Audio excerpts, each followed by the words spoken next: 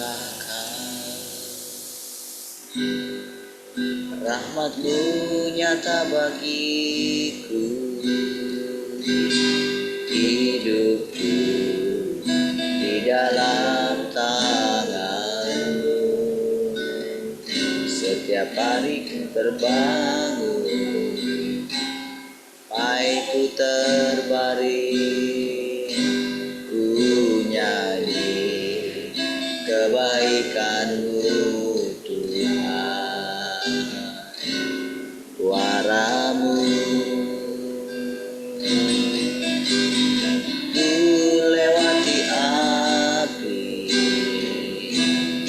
dalam gelap Kau ada bagiku. Kau Bapakku dan sahabatku, ku nyanyikan kebaikan-Mu Tuhan. Sepanjang hidupku Kau setia, sepanjang hidupku Kau sangat baik.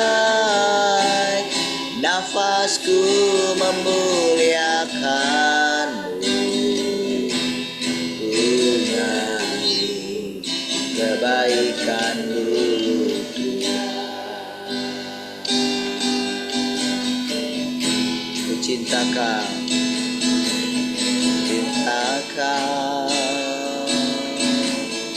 rahmat-Mu nyata bagiku, hidupku di dalam tangan-Mu. Sepagi ku terbangun, sampai ku terbaring, ku nyanyi kebaikan-Mu Tuhan. Suara-Mu tuntunku lewati api, dalam gelap Kau ada bagiku. Bapakku dan sahabatku, ku saksikan kebaikan-Mu Tuhan. Sepanjang hidupku Kau setia, sepanjang hidupku Kau sangat baik.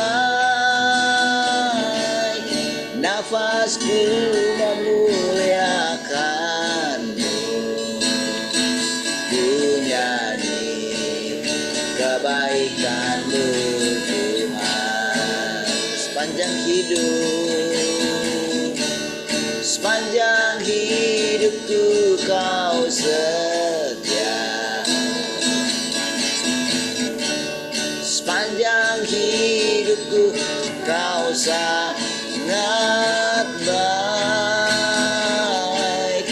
Nafasku memuliakan-Mu, ku nyanyi kebaikan-Mu Tuhan. Kebaikan-Mu Tuhan, kebaikan-Mu Tuhan berkati hidupku.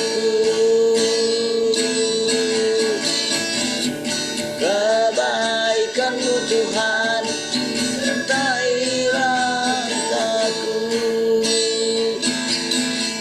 Aku berserah datang menyembah, hidupku bagi-Mu. Kebaikan-Mu, kebaikan-Mu Tuhan berkati hidupku. Kebaikan-Mu, kebaikan-Mu Tuhan sertailah hidupku. sepanjang hidupku kau setia. Sepanjang hidupku sangat baik, nafasku memuliakanmu. Ku nyanyi kebaikanmu. Sekali lagi katakan, sepanjang hidupku, sepanjang hidupku kau setia. Sepanjang hidupku kau sangat baik, nafasku memuliakanmu. Ku nyanyi kebaikanmu Tuhan. Ku nyanyi kebaikanmu Tuhan. Ku nyanyi kebaikanmu Tuhan. Oh, haleluya.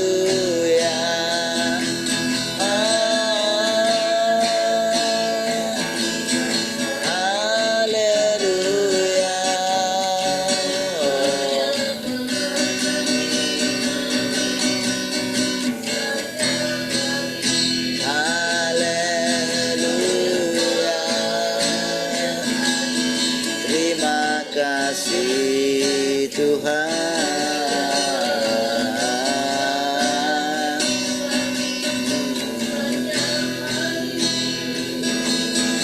Haleluya. Terima kasih Tuhan. Terpujilah Engkau selamanya.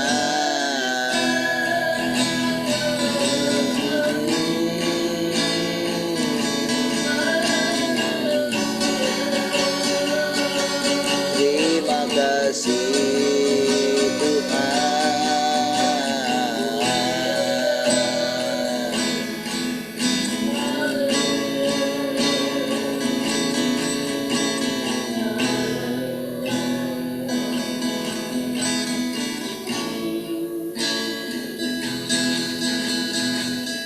Ini hatiku menyembahmu dan kagum padamu Yesus. Ini hatiku tak sempurna, perlu campur tanganmu dalam hidupku. Ini hatiku, ini hatiku menyembahmu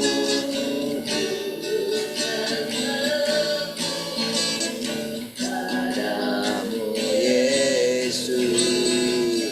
Ini hatiku tak sempurna, perlu campur tanganmu dalam hidupku. Hatiku mengasihimu,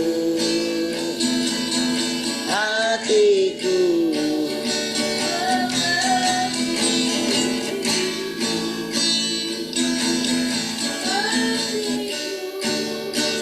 ingin mengenalmu,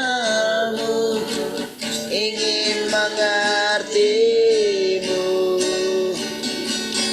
Tuhan, kau lihat isi hatiku.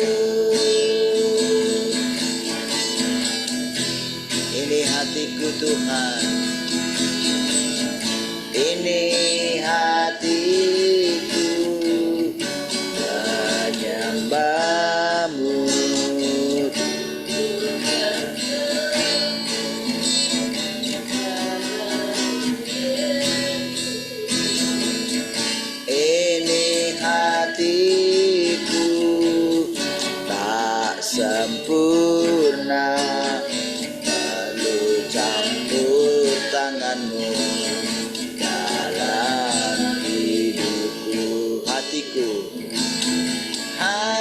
hatiku mengasihimu,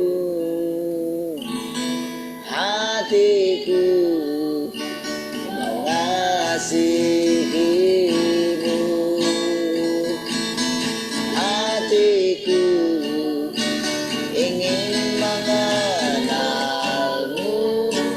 ingin mengertimu.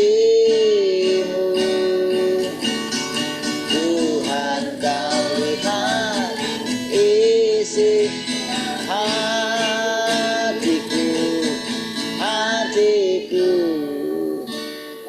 mengasihimu, hatiku mengasihimu, hatiku ingin mengenalmu, ingin mengertimu. Tuhan, kau lihat isi hatiku, Tuhan, kau lihat isi hatiku, Tuhan, kau lihat, kau lihat isi hatiku.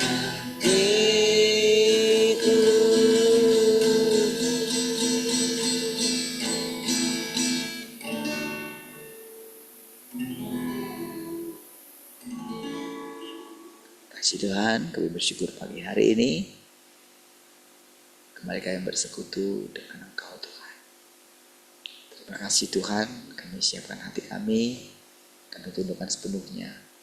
Biarlah kiranya Roh Kudus yang menuntun kami, membimbing kami, yang memberikan pencerahan kepada kami, sehingga kami dapat mengerti segala perkataan-perkataan Tuhan. Terpujilah Engkau Tuhan. Haleluya. Mari kita semua yang mengasihi Tuhan sama-sama katakan amin. Baik, puji Tuhan. Shalom semua, selamat pagi. Halo, selamat pagi semua.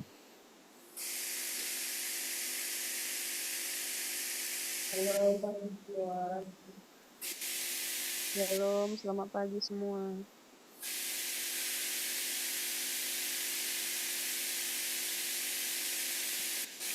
Shalom, selamat pagi semua.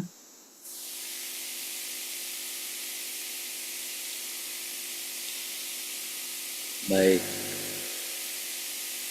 ternyata tulang glory.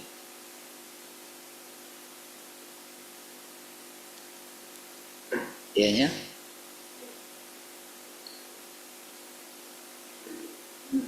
Ya Pak, WiFi lagi rusak, jadi pakai HP Mama.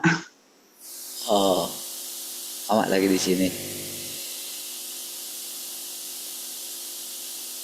Iya Pak.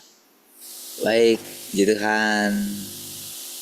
Shalom. Ini sudah shalom tadi enggak? Oh sudah ya. Latihan? Lagi kerjanya?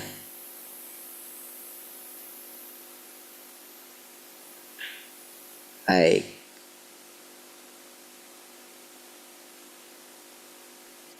Shalom, selamat pagi semua. Baik, puji Tuhan. Oke.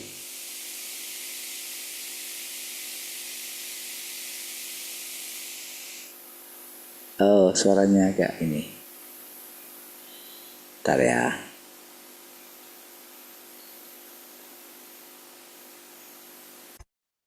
Baik, sekarang sudah oke ya? Sudah oke suaranya sekarang? Baik, puji Tuhan. Ada yang mau sharing pagi ini?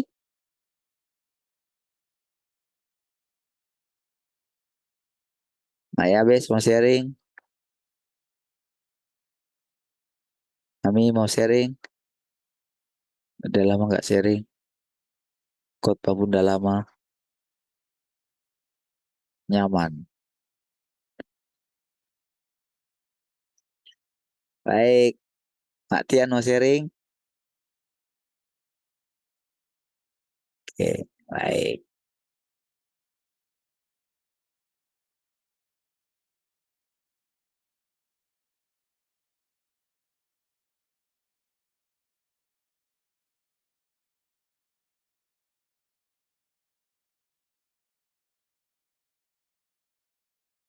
Oke.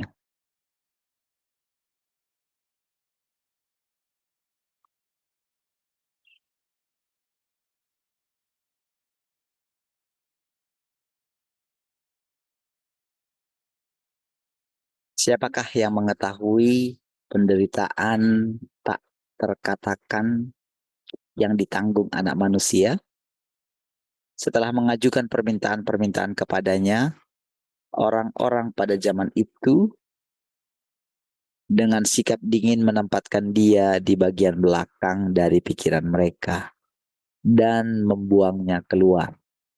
Dengan demikian, dia mengembara di jalan-jalan hari demi hari, tahun demi tahun, berkelana selama bertahun-tahun hingga dia hidup selama 33 tahun yang sulit. Tahun-tahun yang panjang, tetapi sekaligus singkat. Ketika orang membutuhkan dirinya, mereka mengundangnya ke dalam rumah mereka dengan wajah penuh senyuman. Mencoba untuk mengajukan tuntutan kepadanya. Dan setelah dia memberikan sumbangsihnya kepada mereka, mereka segera mendorongnya keluar pintu. Orang memakan apa yang disediakan dari mulutnya. Mereka meminum darahnya, mereka menikmati kasih karunia yang dikaruniakannya kepada mereka. Tetapi mereka juga menentang dia, karena mereka tidak pernah tahu siapa yang telah memberi hidup kepada mereka.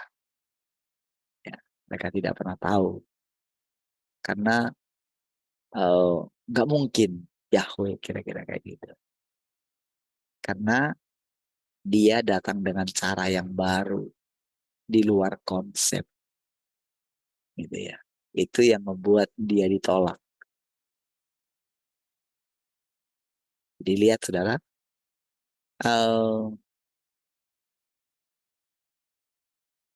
sekelas Yohanes Pembaptis saja yang dikatakan Yesus nabi yang terbesar di antara semua nabi yang ada. Dia boleh dikatakan dia mengalahkan Elia, dia boleh mengalahkan semua yang sebelum dia. Kan itu kan pengakuan Yesus kan. Dia itu menolak Yesus gitu. Tidak percaya atau meragukannya.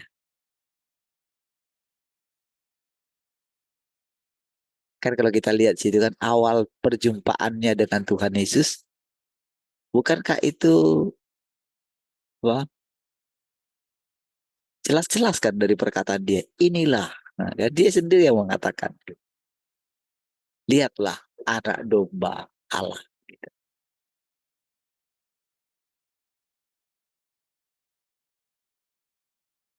Dan dia jelas melihat merpati turun ke atasnya. Gitu. Kan dia yang membaptisnya. Gitu. Dia yang mengatakan, aku tidak layak melepas tali kasutnya pun aku tidak layak. Tapi kenapa di kemudian hari dia itu meragukannya? Atau dia tidak mengikutinya kan?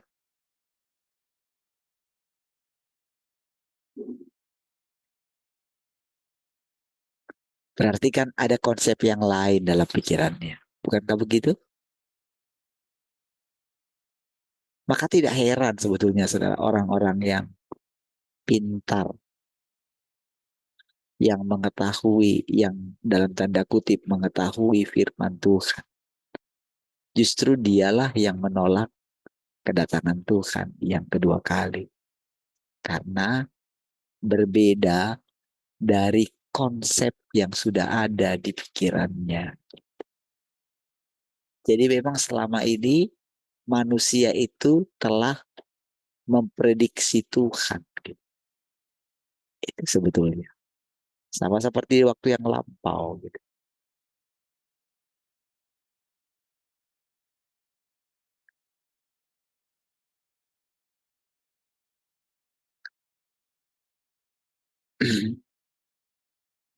Jadi senantiasa dikatakan. Jadi walaupun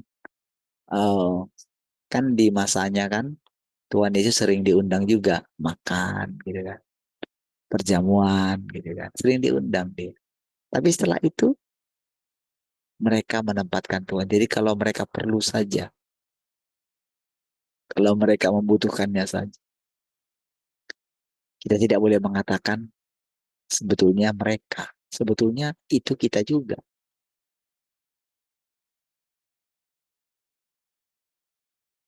Karena kan ketika orang-orang Yahudi itu eh, mengatakan, kalau kami dulu hidup di zamannya Musa, kami tidak akan menentang dia, katanya gitu kan. Justru dengan apa yang kamu katakan, kamu membuktikan kamu adalah keturunan mereka. Gitu. Nah, gitu ya. Jadi makanya mereka juga menentang Tuhan. Gitu. Tapi lihat saudara, dia tetap bekerja. Gitu. Sampai pada akhirnya dia harus meninggalkan manusia. Dan selanjutnya dia mengatakan, aku datang segera. Tapi lihatlah,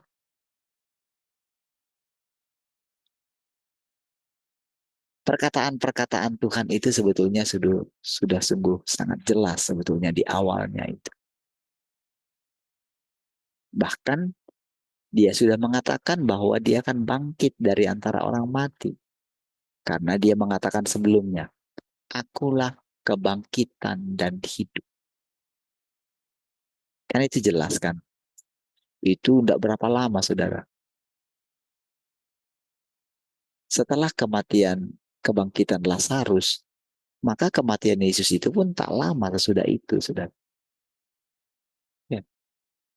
Karena dia sudah mulai ditentang. Gitu. Dia nggak bisa lagi memasuki Yerusalem pada waktu itu. Nah, di situ kan dia mengatakan kepada Marta, akulah kebangkitan dan hidup. Namun malah mereka terus menguji dia gitu. Terus meminta supaya Tuhan terus melakukan tanda dan mujizat. Padahal sudah banyak sekali dia buat tanda dan mujizat. Mereka tetap tidak percaya gitu. Mereka terus menunggu tanda dan mujizat. Seperti itulah kita sebetulnya gitu. Kita kan diberikan anugerah untuk melihat mujizat demi mujizat kan dalam hidup kita gitu. Iya, sudah berapa banyak pertolongan Tuhan dalam hidup kita gitu. Tuhan tunjukkan gitu. Apa yang kita minta gitu. Sudah langsung dijawab oleh Tuhan.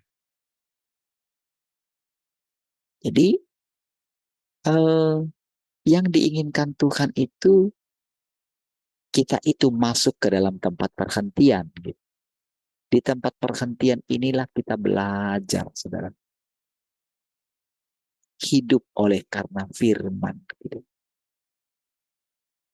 Artinya, kita harus melatih diri kita untuk selaras dengan firman Tuhan.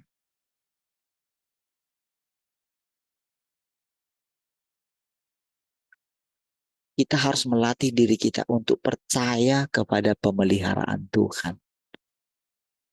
Percaya kalau dia mengajari kita, saudara. Percaya kalau dia ada di antara kita. Jadi kita harus hidup seperti itu terus. Gitu.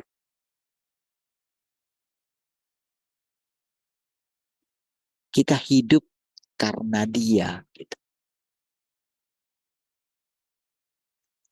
Jadi kita itu diinginkan Tuhan akan menjadi perwujudannya kelak. Iya. Jadi setiap kali saudara kita itu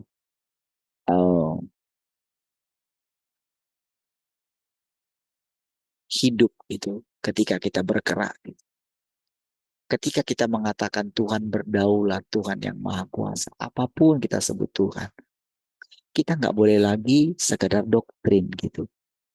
Kita mengatakan A, tapi sementara hati kita B gitu. Nggak bisa kayak gitu. Mesti berubah gitu.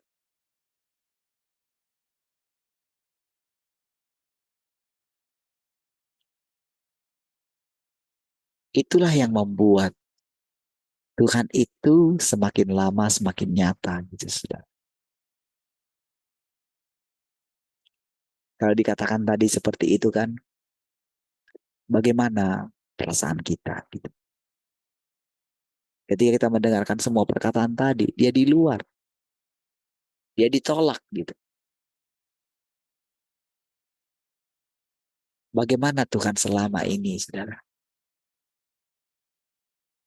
Telah mengajari, telah berbicara kepada kita. Masihkah kita meragukan dia? Masihkah kita tidak yakin kalau dia itu sanggup menaklukkan kita? Jadi, apa kerjasama kita untuk supaya apa yang kita katakan itu selaras? Nah, di masa perhentian itulah kita itu belajar. Kan dulu kan ada hari Sabat gitu. Tapi hari Sabat itu cuma satu kali dalam satu minggu gitu. Lainnya itu mereka bebas. Gitu. Namun hari Sabat mereka itu sudah menjadi peraturan. Harusnya di hari Sabat itu, di hari pergantian itu, disitulah mereka harusnya belajar menenangkan diri. Bukan masalah mereka nggak bisa pergi kemana-mana gitu.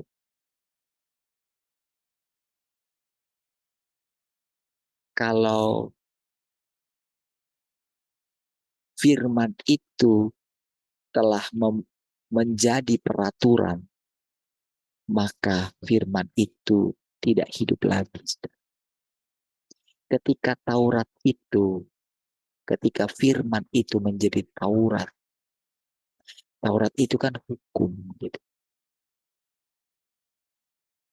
Itulah sering sekali saudara, ketika seseorang memperlakukan hukum itu menjadi aturan yang baku, tidak hidup lagi, maka orang-orang yang di bawah hukum itu akan mati, saudara.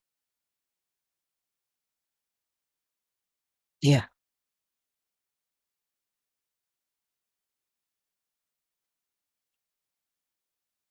tidak hidup dia hukumnya.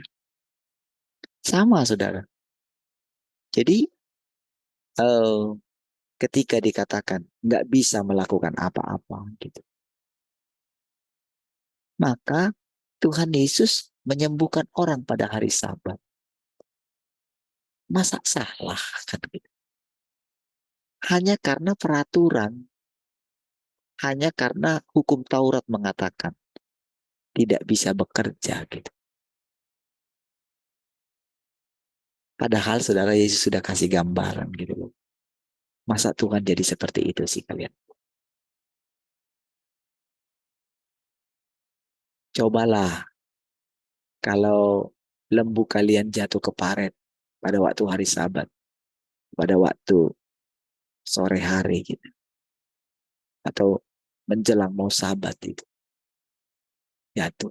Pas sudah masuk hari Sabat. Apakah kalian membiarkannya? Cobalah. Tapi ada mungkin yang memang yang membiarkan. Ya, karena ketaatannya kepada peraturan. Tapi mereka lupa berpikir gitu. Apakah Tuhan seperti itu kejamnya? Gitu. Nah, banyak di antara para ahli-ahli Taurat itu yang punya lembu gitu, diam-diam menyelamatkannya. Tapi kepada orang lain, mereka berbohong. Gitu. Makanya mereka mengatakan kepada Yesus, hal yang sama.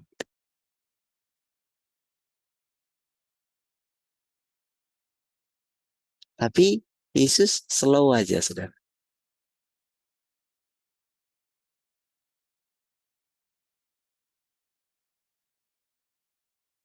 Dia lakukan gitu.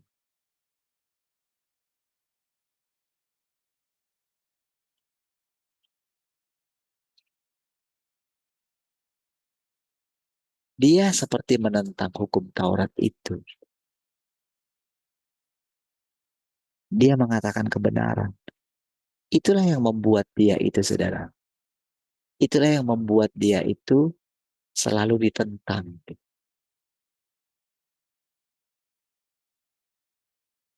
Sama dengan yang lain-lain juga begitu, saudara.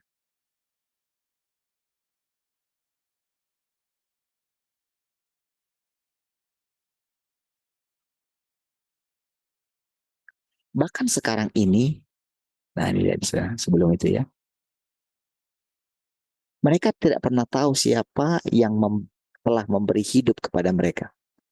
Pada akhirnya mereka menyalibkannya, tetapi tetap saja dia tidak bersuara. Seperti domba yang keluh, katanya, dibawa kepada pembantaian. Dia diam. Bagaimana saudara dia itu bisa menahan gejolak di dalam dirinya? Kan itu sungguh luar biasa, saudara. Dia itu kan menampung seluruh kepenuhan Allah. Dia bisa lakukan apa saja, saudara. Iya. Dia bisa lakukan apa saja. Masih ingat, saudara, ketika dia itu ditanyain, apakah engkau dia? Akulah dia, katanya. Itu kan langsung terlempar mereka. Betapa kuatnya, saudara, hadirat dia. Masih ingat ketika wajahnya penuh dengan kemuliaan itu? Semua bisa dilakukan dia. Iya, bisa memang. Namun disitulah dia itu harus belajar taat, saudara. Sama seperti saudara ketika Lucifer itu kan. Kan dia dikaruniakan lebih daripada malaikat yang lain.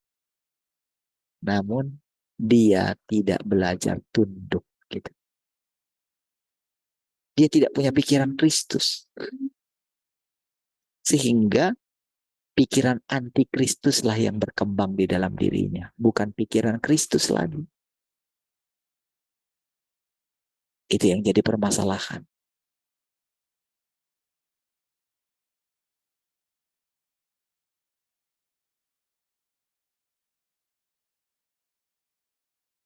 Jadi dikatakan bagaimana dia itu menahan gejolak di dalam dirinya.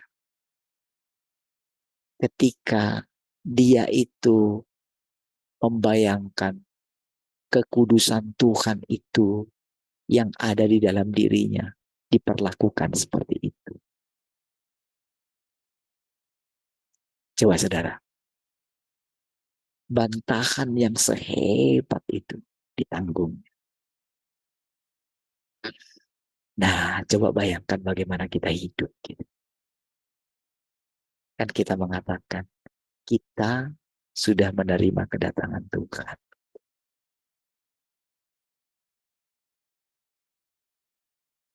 Ketika kita harus menanggung bantahan yang belum sehebat yang dialami oleh Tuhan dulu. Gitu. Ya kan?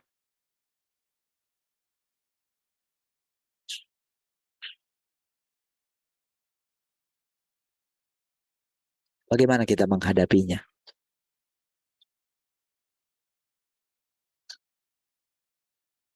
Nah, saudara, seperti itulah kita dibentuk dari hari ke hari, saudara. Namun, kita itu, saudara, boleh setelah melewati satu hari, kita boleh Kayak gini loh, saudara, kayak kita itu habis acting gitu ya, capek gitu ya. Setelah pada malam hari kita bisa, ya sudah, lupakan saja gitu. Istirahat saja. Dan kita itu nggak boleh menyimpan masalah di dalam pikiran kita. Jadi ketika kita pada istirahat, waktu istirahat itu apapun gitu yang kita lihat yang tidak benar,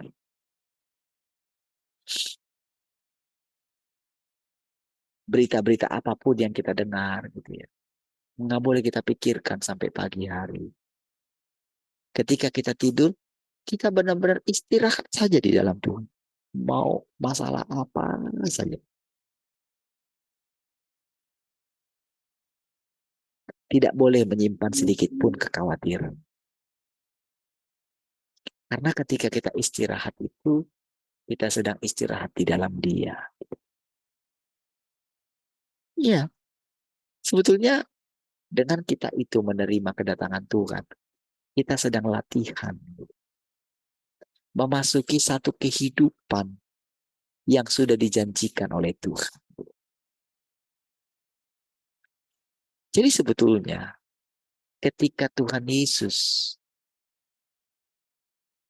menghidupi Tuhan di dalam dirinya, atau lebih tepatnya kita bilang gini, ketika Yesus, kita tidak kasih atribut Tuhan di depannya gitu ya.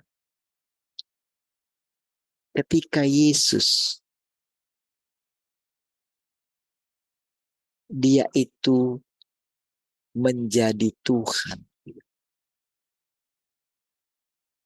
Coba bayangkan bagaimanalah dia itu bisa menjalankan hidup menjadi rendah hati.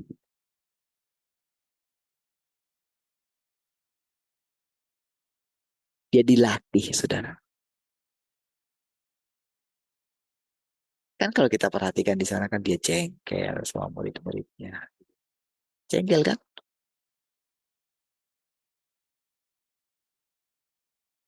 Ketika dia melihat bagaimana ketika mereka berebut siapa yang paling besar di antara mereka, cobalah. Dan itu pun udah mau mati dia.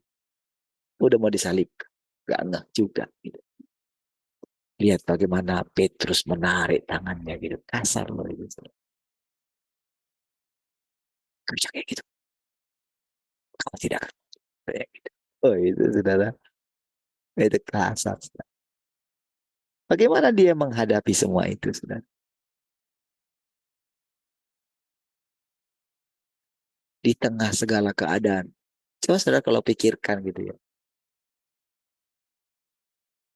Dia harus bayangkan ketika dia menjalankan semuanya. Dan dia tahu akhir hidupnya akan seperti itu gitu.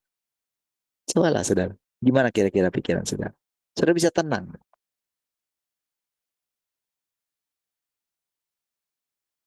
Yang paling ini saja saudara dalam hidup kita itu yang kadang-kadang yang paling kecil kita nggak bisa menanggungnya. Sedikit aja kita dengarkan berita, kita langsung takut gitu. Kita mikirkan gitu.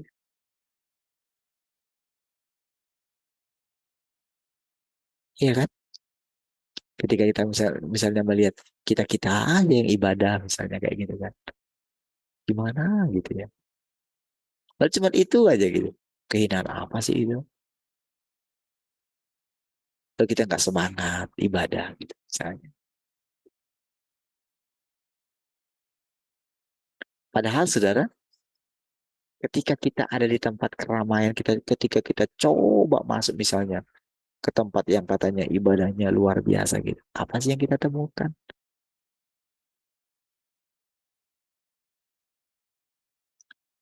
Jadi saudara, ketika Tuhan ada di tempat yang hina ini menurut kita gitu.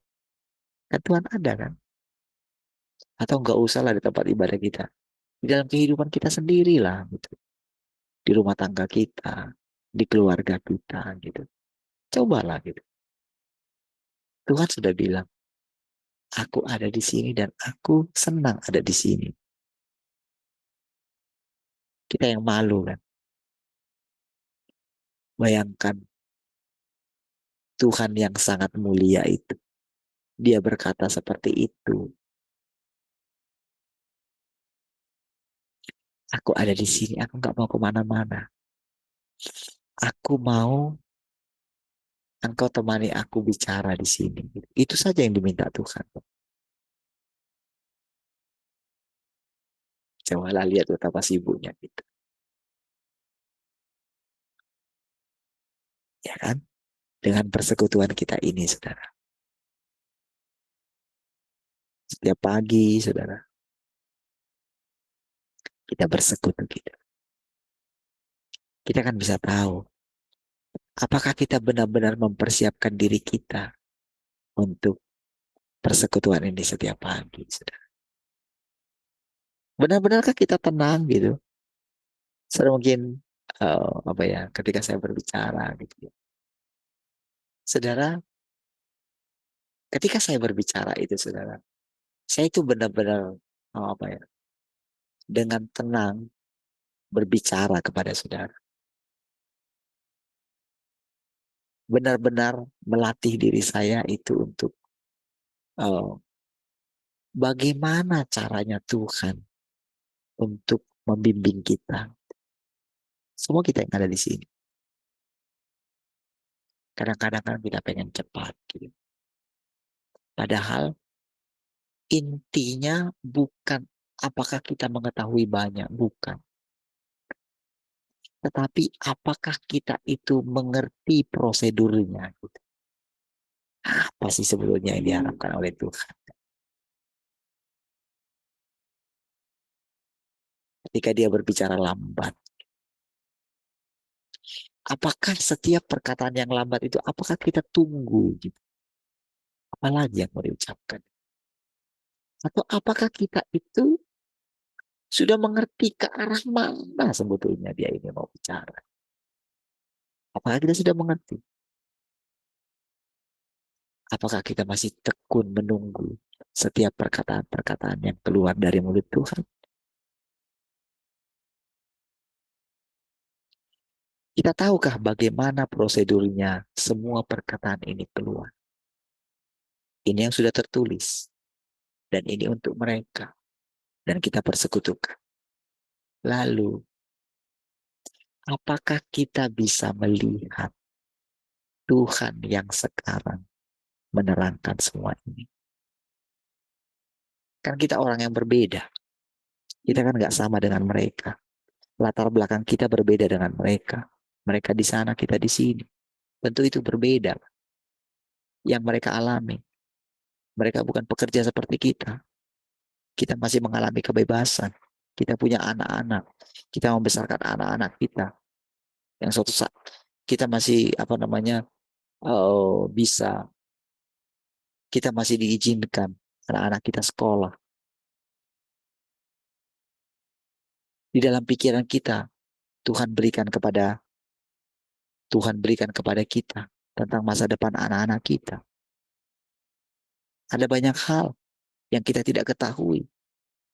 Tetapi dalam hati kita, Tuhan menegaskan, aku yang akan melindungi anak-anakmu. Dan anak-anakmu itu bukan anak-anakmu, tapi anak-anakku. Gitu. Kita seperti itu, saudara. Tapi mereka ketika mereka mendengarkan perkataan ini, tidak seperti kita sekarang. Orang beda sudah 30 tahun lebih, sudah 32 tahun atau 34 tahun.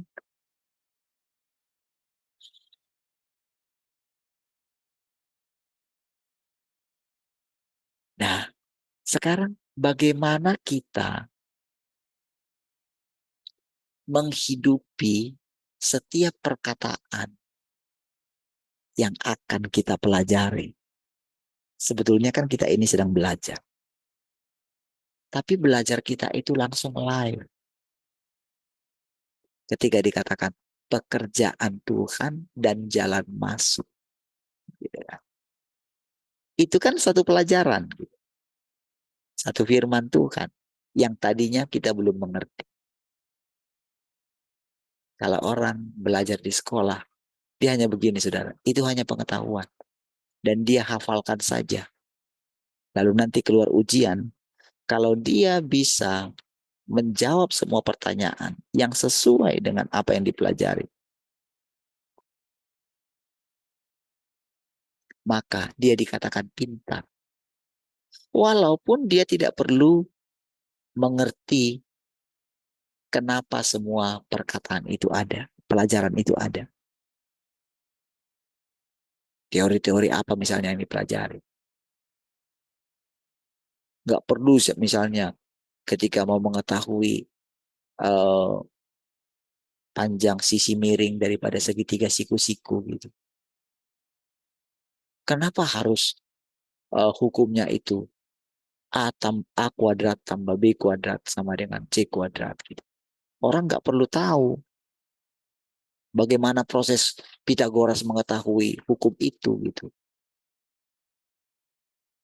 Nggak perlu. Yang dia perlu ketahui cuma apa, saudara? Kerjakan saja soal seperti itu. Maka hasilnya akan jadi seperti itu. Atau misalnya hukum Einstein yang terkenal. E sama dengan mc kuadrat. Gitu.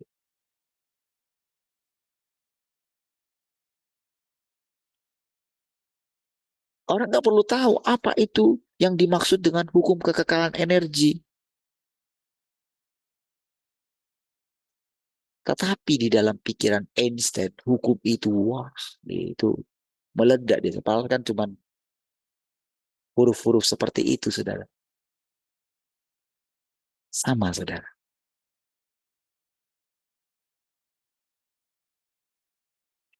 Atau saya katakan berbeda ya dengan di sekolah, dengan kita yang belajar sekarang. Ketika kita belajar sekarang, saudara, yang lebih penting adalah bagaimana penerapannya dalam hidup kita. Makanya benar-benar kita mesti masuk ke dalam tempat perhentian. Mesti benar-benar saudara kita itu memberikan waktu kita, saudara. Untuk mencoba memahami apa maksud Tuhan. Misalnya sekarang ini, saudara. Kita kan sedang menghidupi Tuhan. Kan gitu kan. Kita kan sedang melihat Tuhan itu datang kedua kali. Bukankah begitu?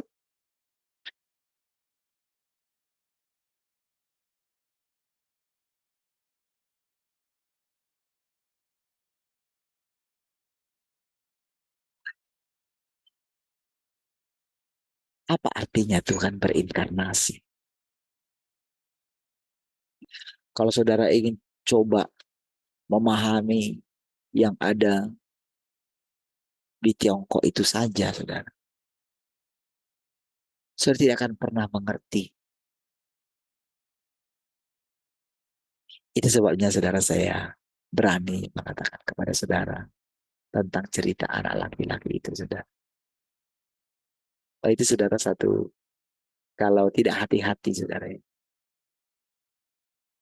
Kalau bukan karena kita itu sudah dihajar oleh Tuhan dengan berbagai macam hal dalam hidup kita. Nggak akan berani, saudara, seseorang mengatakan itu. Nggak akan berani. Tapi karena kita sudah dihajar dan terus akan didisiplinkan oleh Tuhan. Mulailah terbentuk di dalam diri kita roh takut akan Tuhan. Kita nggak boleh cuma mengatakan begini. Oh, ketujuh roh Allah ada di dalam aku. Gitu. Itu kan dulu ketika kita di ATM. Gitu. Nggak bisa. Itu harus diperhadapkan. Itulah yang dialami oleh Tuhan Yesus, saudara. Menanggung bantahan yang saya tadi. Kan dikatakan dia tidak bersuara.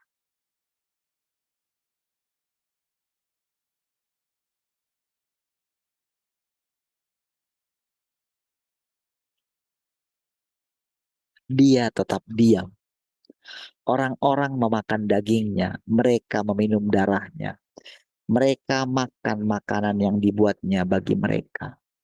Dan mereka menempuh jalan yang telah dibukakannya bagi mereka. Tetapi mereka tetap berniat untuk menolak. Mereka benar-benar memperlakukan Tuhan yang telah memberi kepada mereka hidup sebagai musuh. Dan sebaliknya memperlakukan orang-orang yang adalah budak sama seperti mereka sebagai Bapa Surgawi. Iya, tahu saudara maksudnya saudara? Itu menyinggung siapa? Bagaimana saudara? Para orang-orang setelah itu saudara memperlakukan murid-murid Tuhan sebagai bapak mereka. Iya, saudara. Sama juga kan Paulus juga. Ketika diambil semua dari dia gitu. Mulai meninggalkan dia. Dia kecewa kan? Sebetulnya Tuhan itu bilang sama dia, pantaskah engkau kecewa? Emang kamu siapa dibandingkan aku? Gitu kan? Seandainya saudara, Paulus itu benar-benar memiliki pikiran Kristus, dia tidak akan kecewa. Saudara. Dia tidak akan pernah mengatakan pertandinganku sudah selesai. Itu egois, saudara.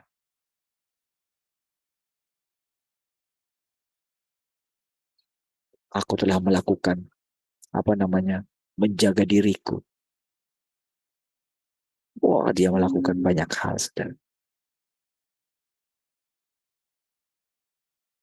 Tapi dia sungguh sangat arogan kan. Apa yang terjadi kepada generasi berikutnya? Mereka mengidolakan Paulus. Ya kan? Lahirlah Martin Luther.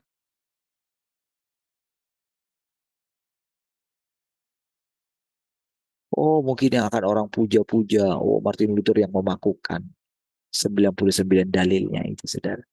Tapi tahukah, saudara? Ketika dia itu disingkirkan, ketika dia itu benar-benar menjadi punya banyak sekali pengikut, saudara. Sama juga dia jatuh ke dalam dosa yang sama. Dia mungkin telah membuat banyak sekali lagu-lagu rohani atau apapun doktrin-doktrin gitu, saudara. Iya, karena dia seorang yang pintar juga. Dia belajar terus. Tapi apakah dia memiliki pikiran Kristus itu? Tapi lihat saudara, bagaimana orang-orang selanjutnya menjadikan itu menjadi Bapa. Makanya disebut Bapak-Bapak gereja. Iya. Sudah tahukah saudara kepercayaan orang Kristen yang sekarang ini, saudara? Itu mengikuti ajaran Bapak-Bapak gereja. Gitu, saudara. Makanya dikatakan di sini. Budak sebetulnya, tapi telah menjadikan budak itu menjadi Bapa surgawi bagi mereka. Iya.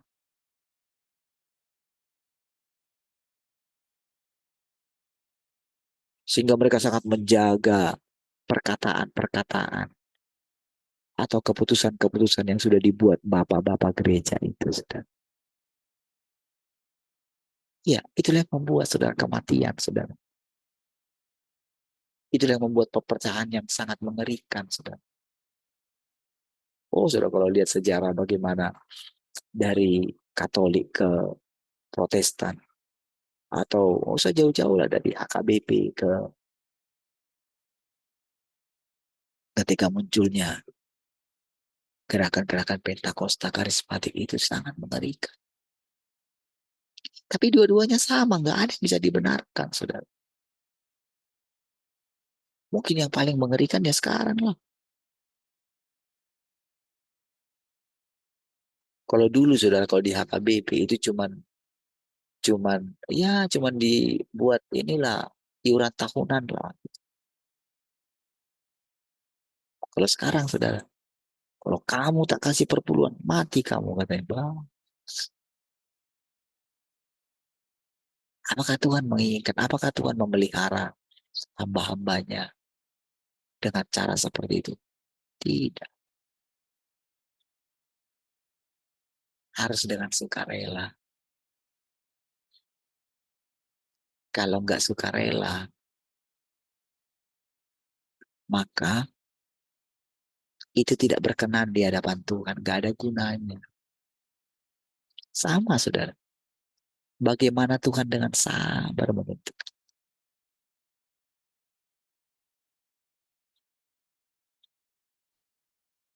Dari hari ke hari. Dalam hal ini, bukankah mereka dengan sengaja menentang dia? Bagaimana Yesus sampai mati di kayu salib? Tahukah engkau? Bukankah dia dikhianati oleh Yudas yang paling dekat dengannya dan yang telah memakan dirinya, meminum dirinya, dan menikmati dirinya?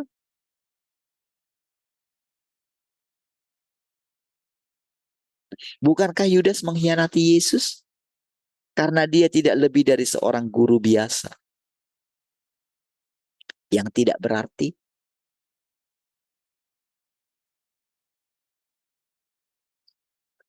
Jadi saudara, semua perkataan tadi kan diucapkan bukan kepada orang Yahudi, malahan kepada murid-muridnya. Cobalah lihat saudara, ketika Thomas itu saudara, ketika Yesus sudah uh, dikatakan bangkit dari antara orang mati dan menampakkan diri kepada mereka. Tidak, aku tidak percaya. Kalau saudara lihat, kalau coba saudara bayangkan mimik mukanya dia, saudara, betapa kerasnya dia. Yang jadi pertanyaan, saudara, kenapa dia bisa punya hati seperti itu?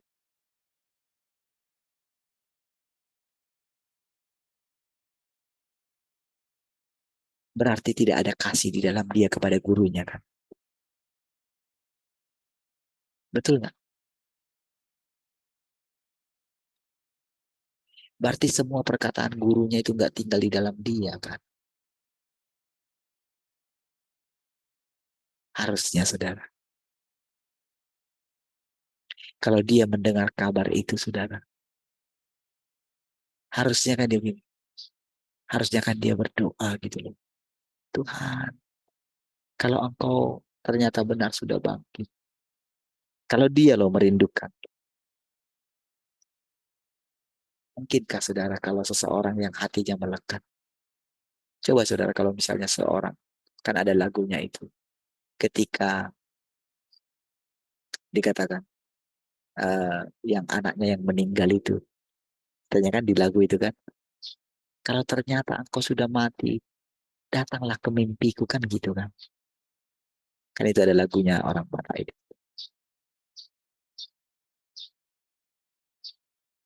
Beritahulah ke mimpiku.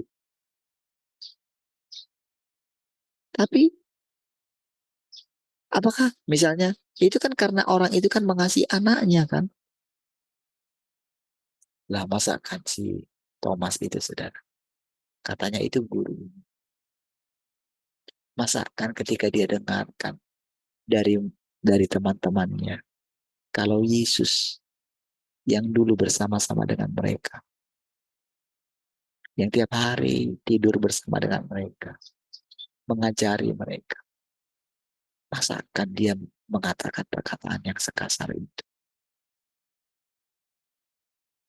Tidak, aku gak percaya. Sebelum aku mencucukkan jariku. Nah, apakah Tuhan Yesus tidak mendengarnya? Tuhan dengarkan. Tuhan tahu. Tuhan ada di situ.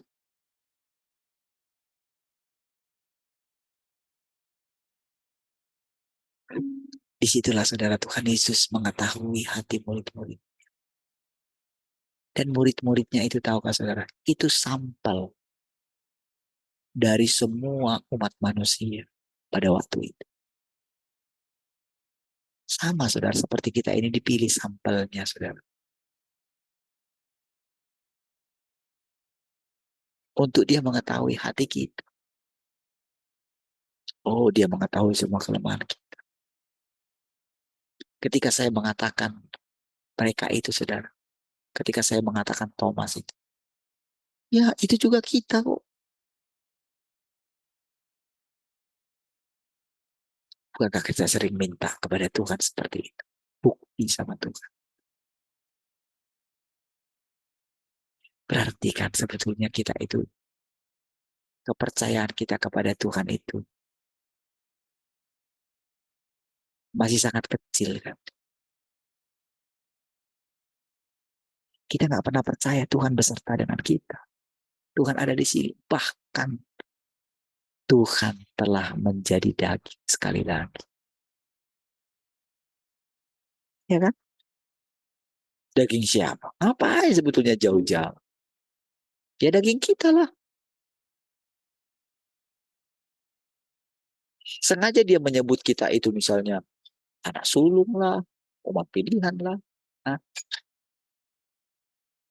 ini apa?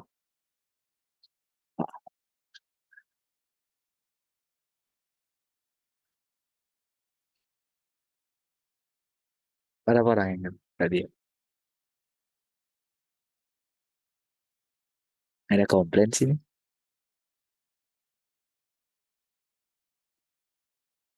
Lihat ya. Jadi walaupun saudara kita mengatakan Thomas tadi, itu sebetulnya kita juga, saudara.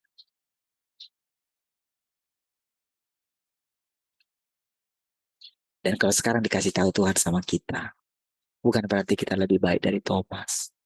Tapi coba kita bayangkan sedikit lah tentang Thomas tadi. Saudara. Kan saya kasih gambaran tadi seperti itu.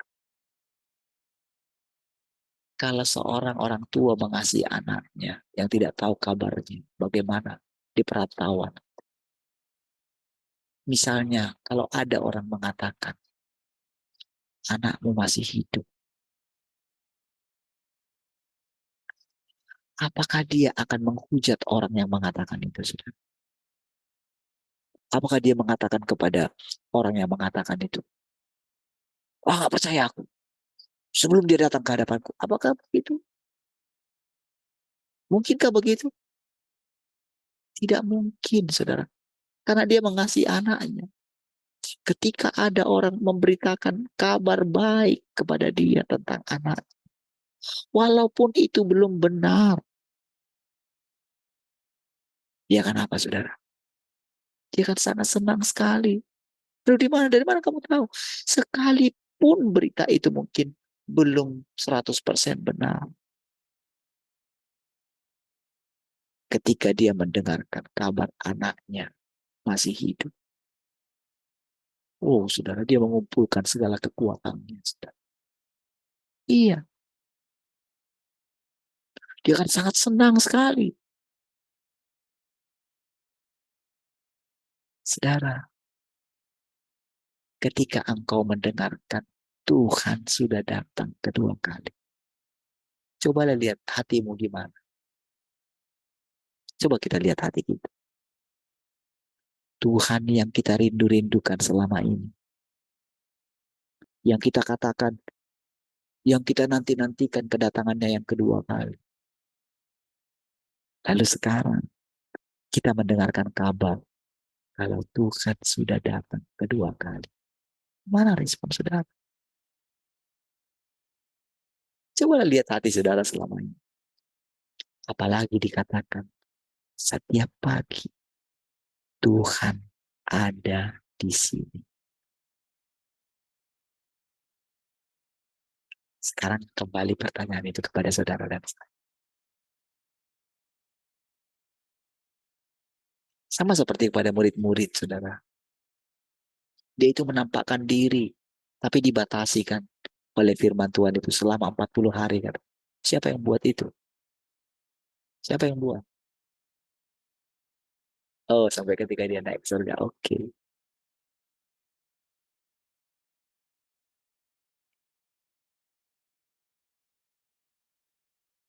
Tapi apakah mereka lupa kepada perkataan Tuhan Yesus? Ketahuilah, aku menyertai kamu sampai kesudahan zaman.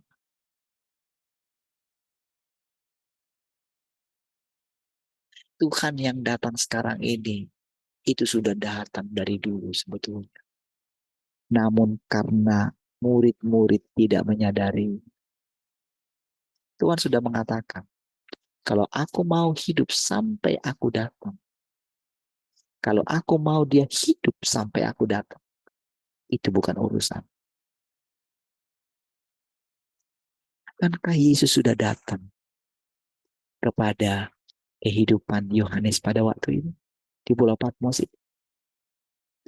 Kedatangan Tuhan yang bagaimana?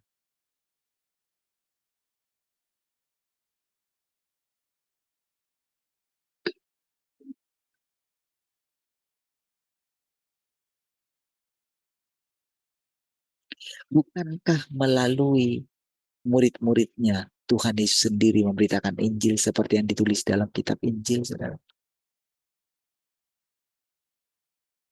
Dan sekarang, saudara, ketika kita mendengarkan firman Tuhan ada di antara kita, lihatlah karyanya, saudara. Lihatlah anak-anak kita. Lihatlah lagu-lagu yang diciptakan anak-anak kita, gitu. Ya kan? Lihatlah setiap pagi kita mendengarkan firman Tuhan. Saya mempersaksikan setiap kali saudara saya berbicara kepada saudara. Yang saya saksikan perasaan-perasaan saya setiap hari. Ketika setiap pagi saudara, saya berbicara kepada saudara. Ya, Tuhan itu dengan lembut saudara. Kayak dia setir saya gitu. Kayak otak saya itu kayak karena saya memberikan otak saya kepada Tuhan, pikiran saya kepada Tuhan. Ketika saya menenangkan hati saya untuk bisa supaya dengan bebas Tuhan berbicara melalui mulut saya. Tapi cobalah lihat saudara, bagaimana saudara memperlakukan Tuhan yang berbicara kepada saudara setiap hari. Cobalah lihat. Saya sudah katakan, apakah saudara bisa pernah mendengarkan seseorang berbicara seperti ini kepada saudara? Cari saudara di mana? Cari. Yang saudara temukan adalah orang-orang yang meninggikan diri. Karena mereka belum dihajar oleh Tuhan. Mereka yang mengatakan, oh Tuhan itu kayak gini. Oh saya merasakan Tuhan. Saudara paling akan menemukan orang seperti itu. Saya merasakan urapan Tuhan. Paling saudara akan menemukan orang seperti itu.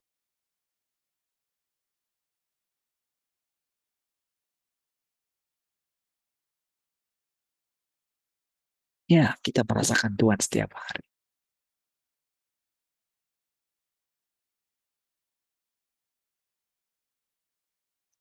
Tapi sudah terbukti bagaimana kita memperlakukan. Iya. Dan kita akan terus dibimbingnya. Penjelasan tentang Thomas tadi bagi saya sudah sangat dalam sekali sudah. Iya. Oh ternyata dia nggak pernah mengasihi Tuhan.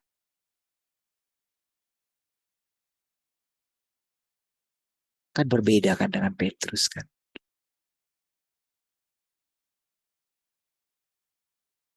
Berbeda dengan perempuan yang datang ke makam Tuhan kan. Coba lihat. Memang mereka lupa dengan perkataan Tuhan. Cuman karena kasih mereka kepada Tuhan. Tuhan itu tinggal di hati mereka loh saudara.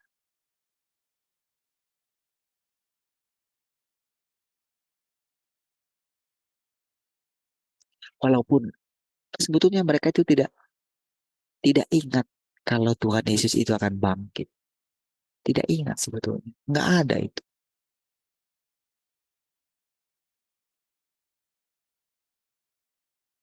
Pokoknya mereka ingin pergi, ingin apa ya, membawa sesuatu yang harum gitu. Supaya mayat Tuhan itu nggak berbau, maksud mereka gitu. Mereka bawa rempah-rempah, saudara. Iya,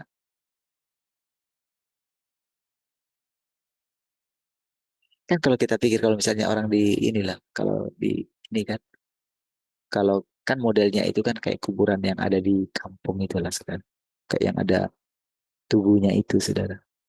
Kan itu ada pembusukan gitu. Kan di pembusukan itu kan di semen mati itu, saudara.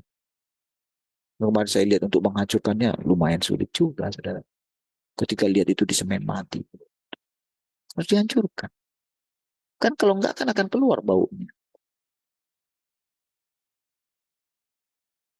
Seperti itulah model, tapi model yang dulu itu kan digulingkan batu gitu. Belum seperti sekarang pakai semen kayak gitu. Berarti kan ada kemungkinan orang-orang datang ke kubur mungkin memberikan rempah-rempah gitu kan. Pasti ada kebiasaan seperti itu.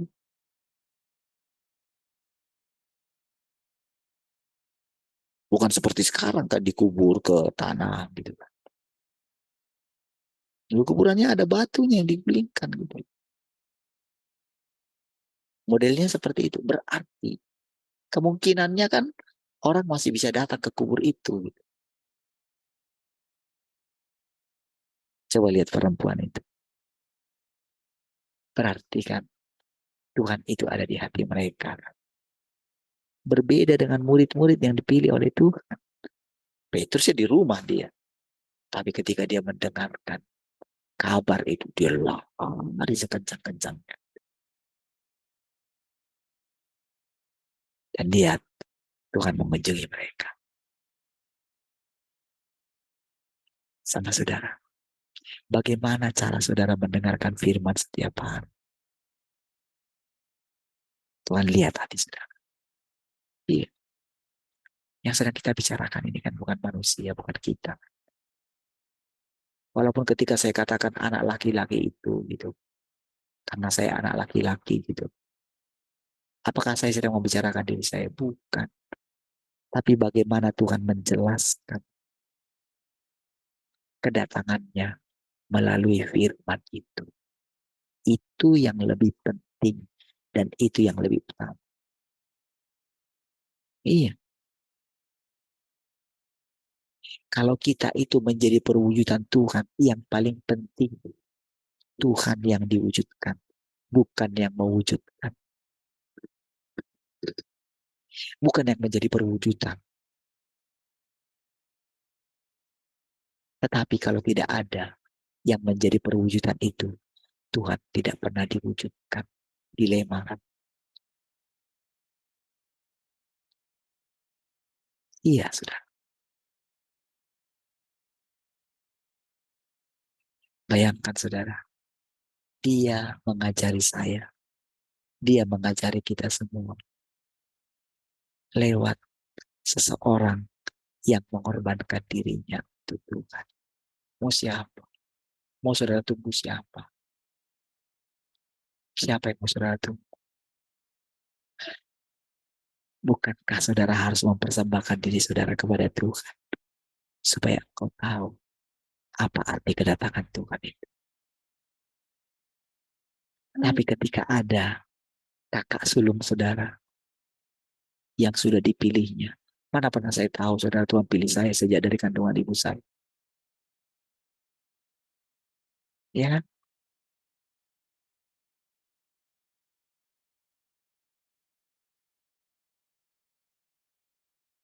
Baik, sudah lihat ternyata. Sorry. Ya Tuhan, besok kita lanjutkan. Kita berdoa. Oke. Kasih Tuhan, kami bersyukur pagi hari ini. Buat persekutuan yang indah ini, Engkau terus memberikan pengertian, pengertian yang menyenangkan kami. Dan sepanjang hari ini Tuhan, kami boleh memuliakan Engkau. Terpujilah Tuhan, haleluya, sama-sama katakan. Amin. Puji Tuhan semua. Tuhan memberkati.